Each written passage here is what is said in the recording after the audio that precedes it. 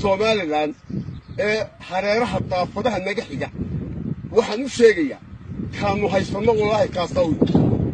kaasawiya kaasoo maaragtaan wallahi kaasawiya waxaan idiin sheegayaa wallahi naf iyo maal cidda noogu timaada reer Somaliland Somaliland qushaysta nooc kastaba ahaadee cadowga dibadda la hadlaya daafadaha la hadlaya hareeraha la hadlaya kuwaasa la hadlaya والله إن نحكي يدك يدك كاسو يروح المهيصنو صومارتان واحد لو يلا واحد ليش شيء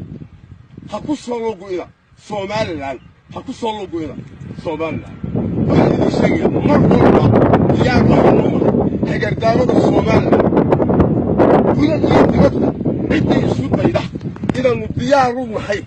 إنا نقبله ونقوله أيام ديارنا وندك دافعنا ونكدافع عادو كسب نوح تنقله أيام ديارنا هذا غير Somaliland واحد بكره Somaliland شيء ودي كوبا وقاعدين إلى يوحد يلا بين كده حدوده ما هنقول ما بقى بين ببرك مركز طبعا وهذا إن عادو بدل لذي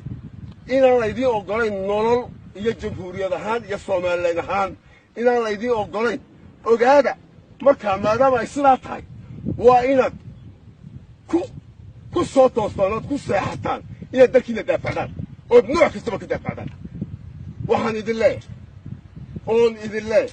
oo isku ognahay waynu u dhibanaynaa dhulkeed wax alliyaal waxaynu soo doondaasada hadday tahay Soomaaliya hadday tahay dibadaha kale waliba kuwa Soomaaliya waxaan u sheegaynaa xaasidiinta mar walba naxaasiday wixii naga dhacay dhulkaas ay ku sameeyeen dadkan ogay maalka iyagii iyo haddii la beed ka dariyay inta nagaga dhimatay ay aan la tirin karin weli dhulka ku jira qaarkood oo war loo haynin waxa soo dhan ayaan wada ognahay Soomaaliya waxaan sheegayaa